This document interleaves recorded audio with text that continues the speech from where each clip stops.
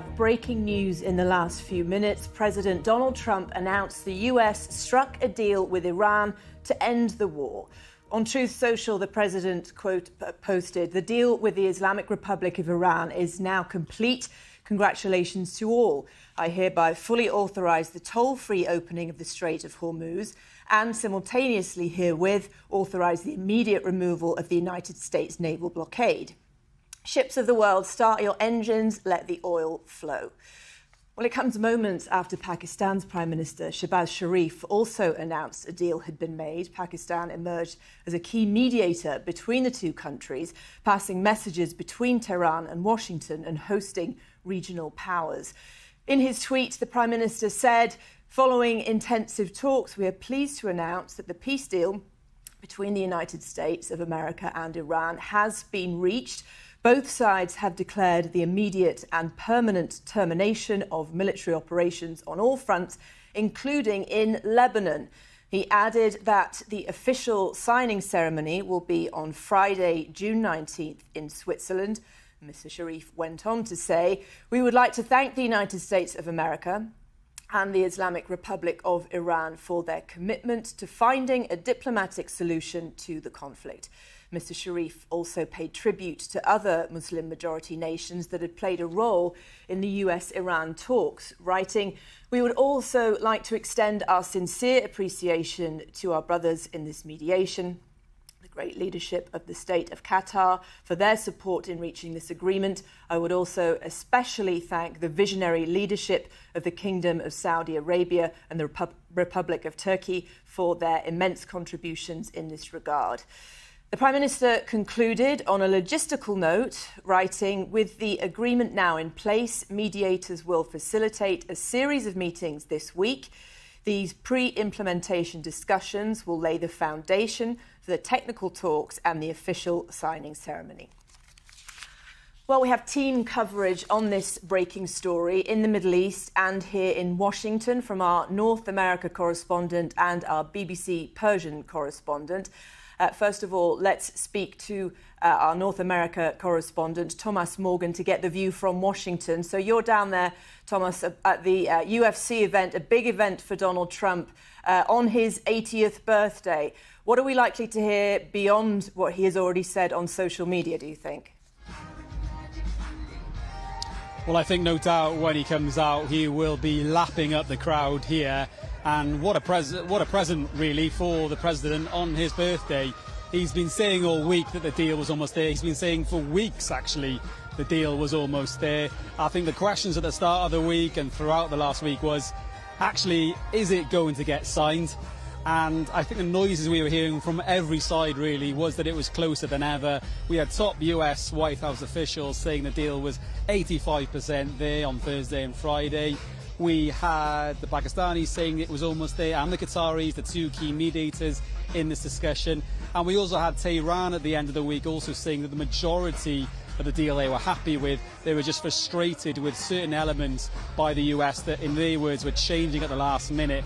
But I think you could see increasingly over the course of the last 2 weeks, and in particular the last week, a frustrated President Donald Trump, especially in his posts on Truth Social, on social media. He was clearly getting extremely frustrated, not only with Iran, but also with Israel as well. He was getting frustrated with the fact that they were continuing to throw bombs at each other, Iran against the US military in the Strait of Hormuz, but also Hezbollah in South Lebanon and Israel, that conflict there.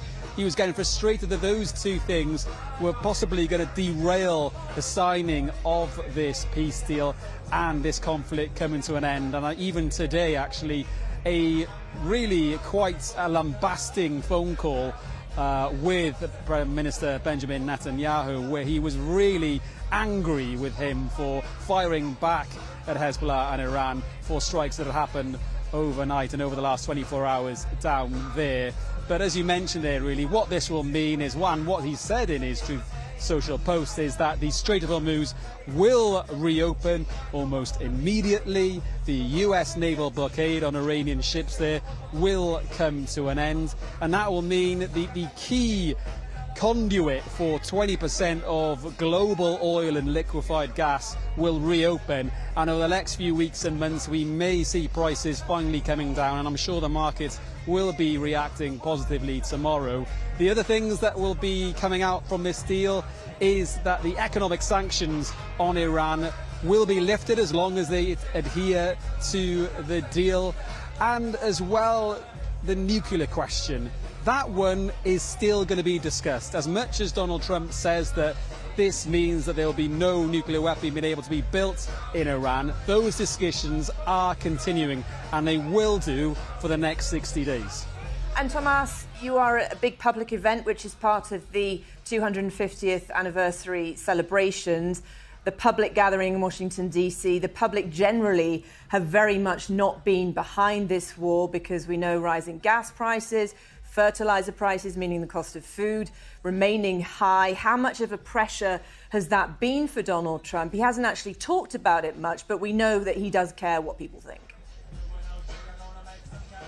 Yeah, I think you're right, and I think that was another reason for the kind of the way that he was clearly getting more and more frustrated in his postings on social media on this issue. He recognised, although, as you say, he never came out and said it. In fact, actually, on the point of inflation itself, I think it's interesting, really. On the day that it was announced that inflation in the US was rising at its fastest rate for 3 years, he almost kind of laughed it off, saying inflation is such a good idea. But I don't think it would have been lost on him that when he called off strikes against Iran a day or so later, the markets reacted positively and the price of oil did drop. And that wouldn't have been lost on him or his officials. And I think there has been pressure on him. You mentioned there as well, so many polls have shown that the public's confidence or the public's want and need for this conflict has never been great at all, and they've always wanted it to end. There was a promise that there wouldn't be any more conflicts in the Middle East when President Trump came to office, but that kind of is what happened. So he was always under pressure from the very start of this war to bring it to an end. It has taken some time, but it does appear as though the fighting has now stopped, but there is, as I mentioned, some certain negotiations continuing.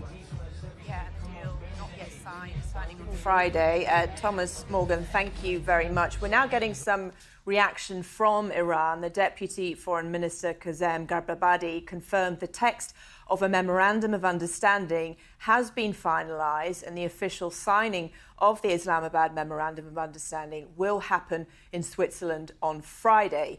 I'm joined now by BBC Persian's Shada Houshmandi. What else are we hearing out of Tehran, Shada? Presumably, as America is, they're casting this as a victory there too.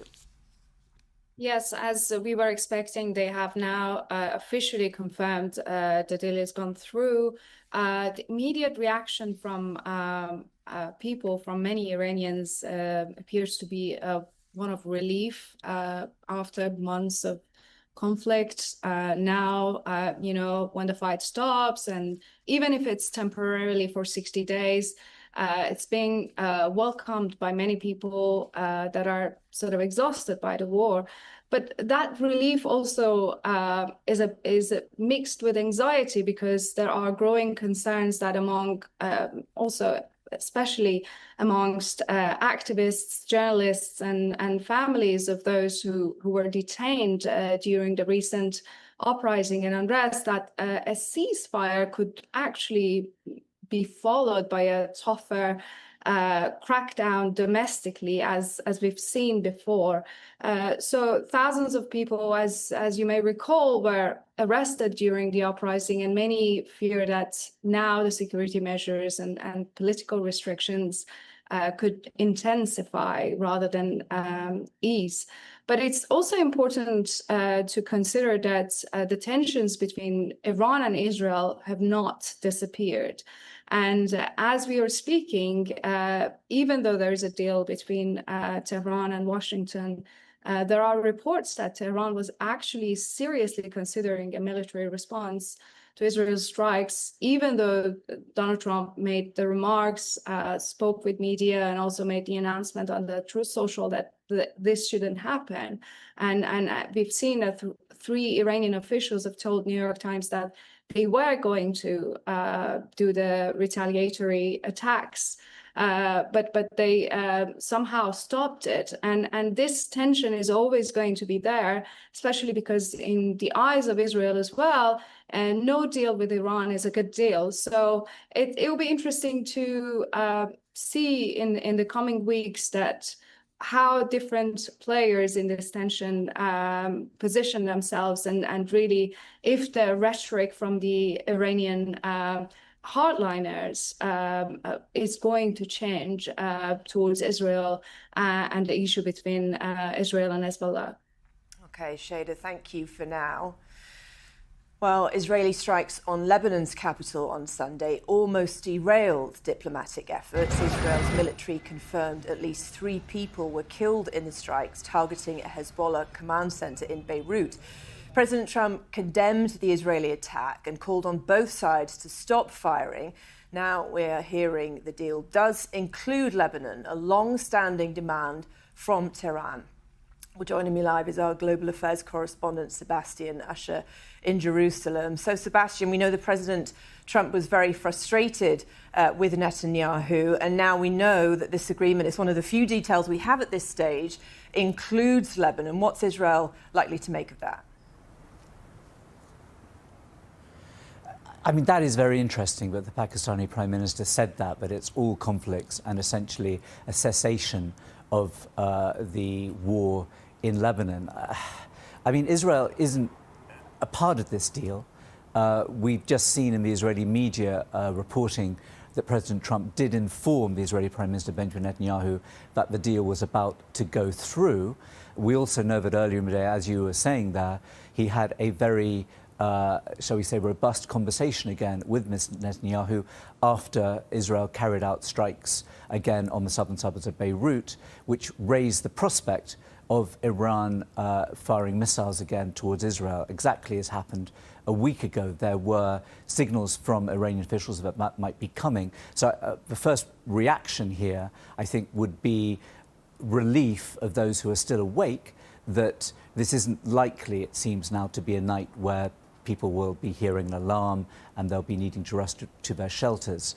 But I had a feeling with that strike even then, and with the warnings that Iran gave that it would carry out attacks, that wouldn't derail the deal. It had got so close. President Trump wanted this so badly, and it looked for the first time, really, that the Iranians did too, that it wasn't likely to shake that off. So I think the feeling here in Israel, what we have had so far during the past few weeks when it's looked like a deal might be close, is a sense that it's unfinished business, not just at the level of the government, at the level of the Prime Minister Benjamin Netanyahu, the opposition politicians, but also the public. I mean, there is still, I'm sure many correspondents have said this, all this period that this has been going on, that the Israeli public, which is divided in many ways, is relatively united on seeing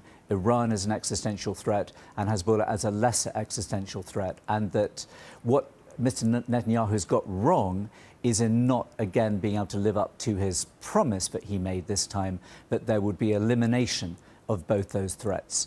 From an Israeli perspective, a ceasefire now with Iran doesn't necessarily take away the threat that it still might hold for Israel. We'll have to see how those negotiations go, how much all these issues get nailed down about Iran's nuclear program, etc. But I think even more so with Lebanon, if genuinely, there's a huge question mark over this, because there's been no sense up until this point that Israel is ready to fully stop its offensive against Hezbollah, is ready to withdraw from southern Lebanon. That is a huge shift if that's the case, and it's very early in this process, at the stage of a memorandum of understanding, rather than something that would be negotiated during the next 60 days or so.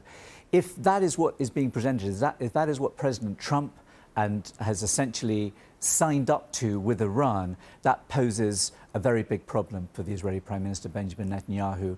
He has essentially said that this is a war that is necessary for Israel, but it needs to prosecute it according to its issues, its needs, obviously taking into account the pressure from President Trump, the pressure from the US, but still it is Israel's prerogative to pursue that war. And from the opposition side here politically in Israel, and we have elections coming up soon, they are making hay of the fact that Mr. Netanyahu appears to have failed in this mission, the one that he set out. And essentially what we've had from two of the main opposition leaders setting out what he's done wrong in so many ways, not starting or responding to Hezbollah by launching this new major offensive against Hezbollah in Lebanon, not moving deeper into Lebanese territory than Israel has for more than 2 decades, but that he's stopping when it's unfinished business, when Hezbollah still is a threat, when there are, just now, there are reports in the Israeli media that there's rocket fire that may have come close or even into northern Israel. That is something that makes Mr. Netanyahu very vulnerable domestically here because he's seen as setting out, as I say, this big promise that he's the man who is able finally to eliminate that threat from Hezbollah. If there's a ceasefire now and Israel does stop its offensive and it does begin to withdraw its troops, many here will feel that that is a mission that hasn't accomplished what he said it would. And as I say, opposition politicians will say, if we were in charge of this, our strategy would have achieved those aims. It would have been far more practical, it would be far better thought out. Not that it's wrong to have carried out such an offensive, but it's wrong to have failed in it. Yeah, and 5 days for all parties to toe the line. A lot can happen in that time.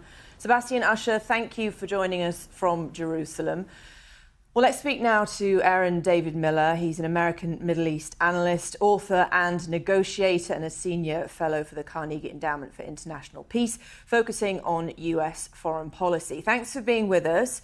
Obviously, this is going to be hailed as a big success. Is it? You know, I'd like to break open the champagne bottles now, and I think it's good that at least for the next 60 days, assuming each side maintains its commitments, that the shooting is going to stop. There'll be no more U.S. strikes on Iran and no more Iranian strikes, presumably on shipping in through the Straits or on Gulf states. But as a longtime negotiator, you know, I want to see the text, and I find it quite curious.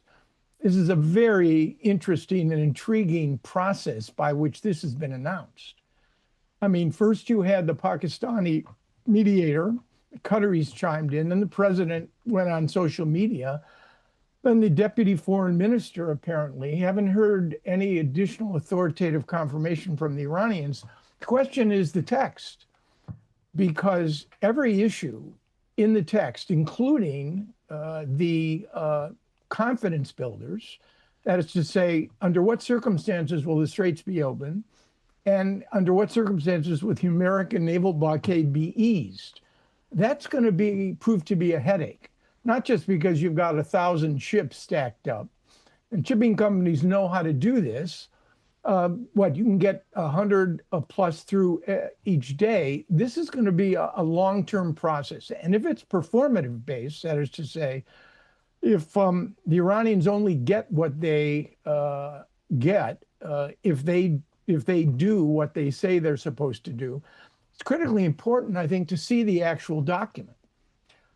But again, I don't want to, naysay this. It's clearly a framework which will buy the time and space to determine whether or not all the loose ends, sanctions or relief, unfreezing of Iranian assets, what to do about the highly enriched uranium, the 900 pounds, what to do about the 11 tons of uranium enriched since the U.S. left the JCPOA, what to do about mutual security guarantees, and then what to do about Iran's nuclear infrastructure. All of these things contain a universe of detail and a complexity which is going to have to be joined. So again, I think we'll see how the negotiations unfold. And then, of course, there's Lebanon. The Iranians did not respond when they said they would. What price did they extract from Donald Trump? for staying their hand? I think this will be an interesting question. And of course, the Israelis, the prime minister is beside himself, and according to reports, has asked for a urgent meeting with the president. And you outlined some issues there that have been, of course, huge sticking points, not least the frozen assets, also the huge nuclear issue. What do you think in terms of the detail that we may actually get on this? There has been pretty scant detail from the Trump administration throughout this conflict. Do you expect to get full detail? And if so, when? No, I expect to see a text. I'm reminded of the great Hollywood mogul Samuel Goldwyn, who said an oral agreement isn't worth the paper it's written on. Where is the text? And even at this late hour, is the Iranian and U.S. understanding of the elements on this 1 or 2 page memorandum of understanding? Let's hope it doesn't turn into a memorandum of misunderstanding. But again, I don't want to undermine what's occurred. The good news is, if it holds, you'll get a relatively prolonged period, 2 months. You'll buy yourself time and space, assuming Lebanon doesn't explode, to test the proposition that the gaps on all of these issues, which frankly, it seems to me are as wide as the Grand Canyon right now, can actually be bridged. And politically, what do you make of the timing of this? Donald Trump's 80th birthday today, a big UFC fight at the White House. He was clearly very keen to push this through. He presumably wanted to make this announcement on this particular day. I mean, he didn't make Sunday in Tehran, but he made Sunday in Washington. I was reminded of Jimmy Carter and the hostage release. The Iranians willfully, purposefully delayed the release of the hostages since Jimmy Carter was no longer president. I had assumed, basically, that the Iranians were not going to give Donald Trump what he wanted. They weren't going to give him a birthday present, and they would have let this drift for a day or two. But I think one unanswered question is, what in fact, if anything, did the Iranians demand or ask the president for in an effort to stay their hand and not respond to Israel's strikes against Hezbollah in the Dahiya, in the southern suburbs? And of course, this morphs into the issue again of the concerns of this Israeli prime minister. Nothing that he wanted with respect to the war objectives is going to be achieved. There will not be restrictions on ballistic missiles. There will be no cutting of Iran's relationship with its proxies. The regime is harder line than ever before. There's no regime change in Iran. And frankly, the notion that Donald Trump has taken the Iranians at their word that they will never have a nuclear weapon, we've heard this so many times. The Iranians have an enormous nuclear infrastructure. They have scientific knowledge and capacity, which frankly, over time, will give them the option, should they choose to exercise it, to assemble all of the elements of a weapon: the fissile material, the computer modeling, the miniaturization of the warhead, the delivery system, and ultimately the testing. I think this regime, we've watched a transition from divine power, domination by the clerics, to hard power, domination by the Islamic Revolutionary Guard Corps. I think this will only accelerate Iran's need for the ultimate hedge, which is a weapon. Okay. And yeah, I'm interested in that, what you mentioned there about the regime and that initially stated goal, one of many stated goals at the beginning of this about regime change. What do you think has happened to the regime from the beginning or before this conflict to where it is now? That phrase that you use, from divine power to hard power, has it essentially become more hardline, therefore more of a threat to the world? I mean, some would say that's not possible, given the death to Israel, death to America mantras and policies of Iran under Ali Khamenei. But I really believe, it's the killing of Ali Khamenei, the supreme leader. And again, I'm not an Iranian expert, and I don't play one on television or on the radio. But it's clear to me the elimination of Ali Khamenei may well have been one of the more transformative, happened on the first day of the war, February 28th, one of the more transformative aspects of what we're watching play out. The glass has cracked. You cannot have this kind of military deployment and strikes. Iran is going to emerge differently. The glass is going to be pieced back together in a different shape. And Ali Khamenei's demise, he was the key balancer. He was quite cautious and risk averse when it came to confronting the United States. We've seen none of that risk aversion from this crowd. They've been very risk ready, striking Israel directly for Israel's strikes on Hezbollah, reaffirming the importance of their billion-dollar proxy, being willing to confront the U.S. naval assets in the Gulf.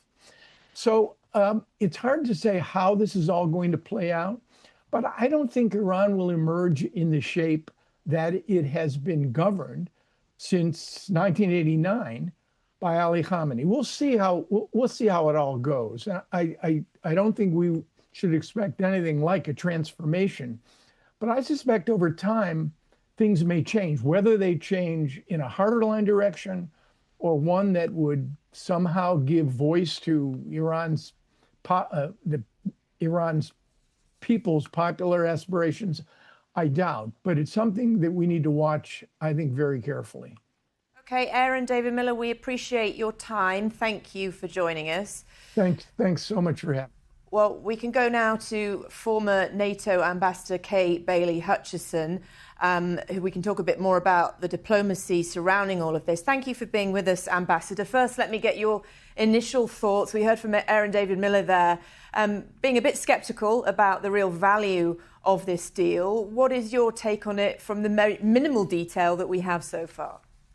Well, as you said, we don't know everything, but it is a start, and it certainly has broken through all of the stalemates and the delays and the missile strikes. So I think it is a start. At least we will see the Strait of Hormuz open, which will ease a lot of the tension in the world.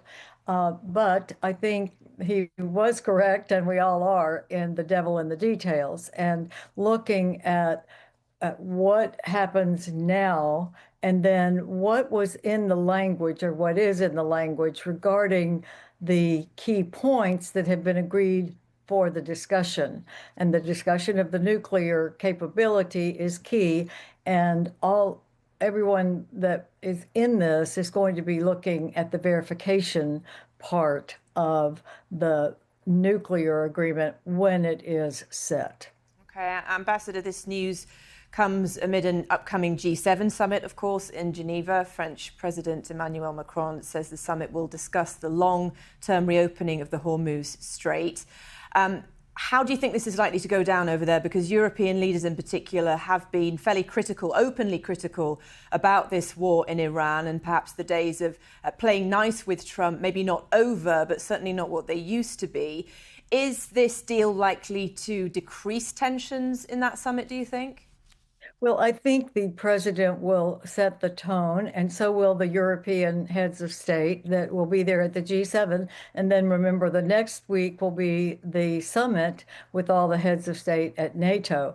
And I hope it is a time for a reset, because I don't think it is a cohesive alliance right now. And I think we all know that there's been fire on both sides.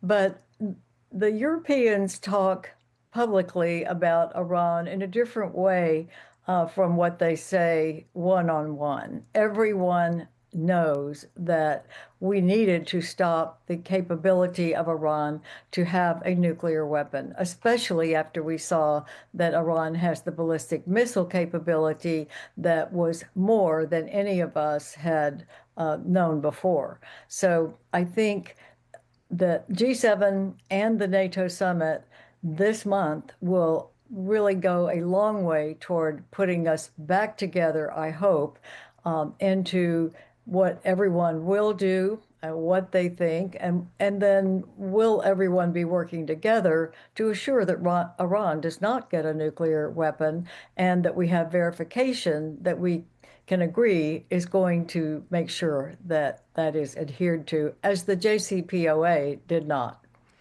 That's Ambassador Kate Bailey Hutchison. Thank you for your insights on that. And of course, the JCPOA, the Obama-era Iran nuclear deal, has been talked about a lot throughout all of this, with Donald Trump being very critical throughout of that deal. No real sense yet as to whether it can better that deal. We don't know the details of any nuclear agreement. That is this crucial 60-day period that would offer more on that.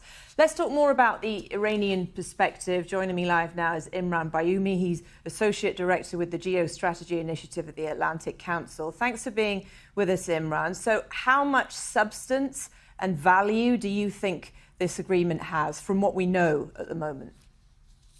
So I think it has value in the sense that it's ended the war. At this point, it's a formalization of the 60-day ceasefire. So we'll see that continue. But like the previous guest said, we still don't have details. And those harder topics, issues such as Iran's support for proxies, Iran's missile program, and most notably Iran's nuclear program, all of those still have to be ironed out. Iranian state TV hailing this as a victory. How do you think they're likely to continue to frame what is emerging today? So I think there's some political posturing on both sides. I will say, though, I think the Iranian regime comes out of this conflict emboldened. The supreme leader was killed on the first day of the war, but the regime has not fallen. If anything, they're more emboldened, they're more hardlined. And I would expect them to continue taking that posture forward. They'll be willing and assertive in the region, and they'll look to gain concessions that they didn't have before the war. Yeah, what could that mean going forward? You say that they're emboldened. Also, they now have this key tool, being able to close the Strait of Hormuz, which we know has caused chaos to the global economy. Is that a tool that they could use again? So I think on the Strait, the question will be, what kind of mechanisms are put in place to ensure it remains open and transitable? Previously we saw the UK and France discussing the creation of a multinational effort to keep the Strait open. They said they would be prepared to start that effort immediately once hostilities ceased. And so I think President Trump, that is, will probably push for that mission to start at the G7 tomorrow. I would expect other countries to join that multinational force, and that could limit Iran's ability to close the strait again. That being said, they've demonstrated the ability of their drones and missiles to wreak havoc across the region, and they could do that again if they feel threatened or just want to cause tensions to increase. Okay, I think we can hear from President Obama now. Obviously, there's been lots of discussion about his nuclear deal in 2015, the JCPOA. He was speaking to ABC News on Sunday, and he said he doesn't think this deal would be much different to the one agreed with Iran in 2015. That agreement restricted Iran's nuclear enrichment program and enforced inspections in return for sanctions relief on Iran's economy. It is doubtful that any agreement that arises is going to be significantly different or a significant improvement from the deal that we had in the first place, and had worked for a long stretch of time before the United States pulled out of it. Well, let's go back to Imran Bayoumi. Thanks for staying with us, Imran. So President Obama there talking about the JCPOA. Donald Trump loves a deal. Of course, he promised he could get a much better deal than that one. From how things look at the moment, is there a chance of that? Again, I think we need to wait and see what the details actually are. Like you said, part of President Trump's challenge is selling whatever deal he arrives at as better than Obama's deal. And it's a political calculation, but also would help justify launching this war. That being said, Iran now has leverage it didn't have. It closed the strait. It can open the strait at will. And so expected to extract more concessions, whether that be sanctions relief or uh, details on what exactly happens to the highly enriched uranium within Iran, Iran will certainly probably push for concessions it didn't have before. We're just going to read a post from social media from President Trump now. This great deal will bring peace and security to the whole region. Many presidents have tried to make peace with Iran and all have failed before me. The leaders of the region have, for the first time, found a president who can help them achieve real peace. He did call himself, I think, the peacemaker-in-chief at one point, but obviously has gone into far more conflict than many people who voted for him would have liked. How much pressure at home do you think there was that essentially led Donald Trump to really clearly want a deal? And is that something that the Iranians used to their advantage, that sense that for them they could keep going because it's more existential, and that for Donald Trump the political clock was ticking, of course, on November's midterms? So I think the main pressure that Trump felt at home is actually on the economic side. Inflation is rising, cost of living is increasing for many Americans, and affordability is really a key message ahead of the midterms this November. And so I think he felt more pressure to end the war to ease prices rather than from a position of American military weakness. That being said, on the Iranian side, I think while they saw this conflict as existential, it would be a mistake not to realize that the regime is still weakened. And still facing economic constraints. All of those headwinds that were present before the war still exist, and if anything, have been exacerbated. And so while they saw this as an existential fight, it's not that they escaped without any kind of hit or impact themselves. And what do we know, Imran, about what Iran might get for actually reopening the Strait of Hormuz? One of the big criticisms that Donald Trump made of that Obama-era deal was giving Iran cash, essentially. It wasn't that straightforward, but that's how he viewed it. Are we essentially going to see the same thing here? So I think Iran will immediately get, it seems as indicated by the president in his social media post tonight, the lifting of the U.S. naval blockade. Previously, it had been, mentioned that the blockade would be lifted gradually over a period of days. The president said that would be an immediate lifting. And then, to your point, I think the sanctions relief is the really next big topic. So we'll see if the president allows Iran to sell sanctioned oil, or if they just lift sanctions across the board. I would think that these would probably be tied to ongoing negotiations. So if progress is made on the nuclear file, on Iran's support for proxies, on missiles, we would see sanctions gradually lifted over this 60-day period rather than all at once. Though certainly I think Iran would push to have everything lifted right from the start.